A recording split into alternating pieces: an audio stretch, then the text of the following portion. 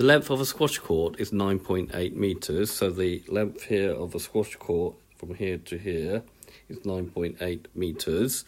Trevor hits a ball, so when it bounces off the front wall, the height of the ball from the court is given by h of x is equal to 3.6 plus 0.6x minus 0.1x squared, where x is the horizontal distance of the ball from the front wall of the court. Using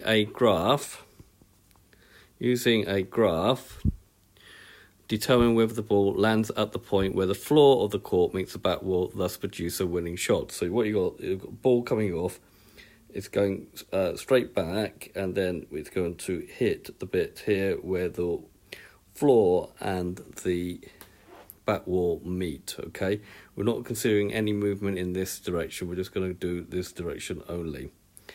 So we need to draw an accurate graph of h of x is equal to 3.6 plus 0.6x minus 0.1x squared. So using the calculator function on the calculator, or working out the values of x individually to get h of x.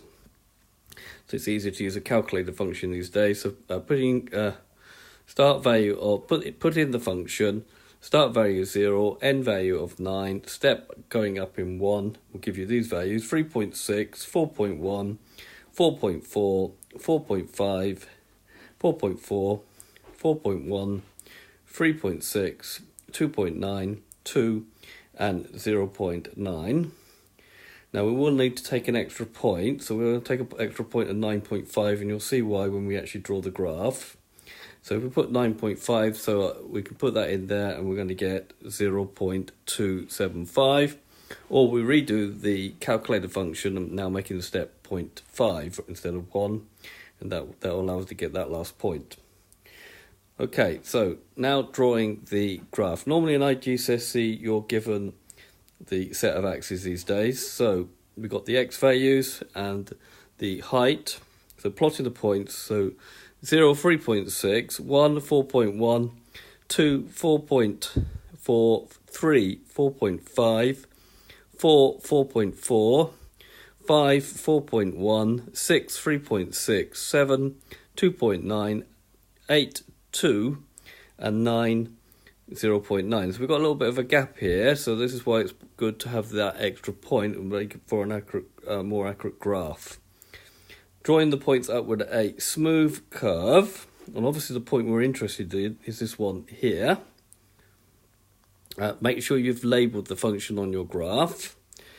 So this is the point where the ball hits the back wall or the floor, which is here, which is 9.8, which is what we really wanted. The point where the ball hits the floor is 9.8 metres from the graph. That's a good shot, because it will make it difficult for your opponent to return the ball, because you'll be in that nick. It won't bounce so well. Please remember that you will not consider any sort of horizontal motion here of the thing. It's hitting the wall and going straight back. We're not taking into account anything like air resistance or anything like that.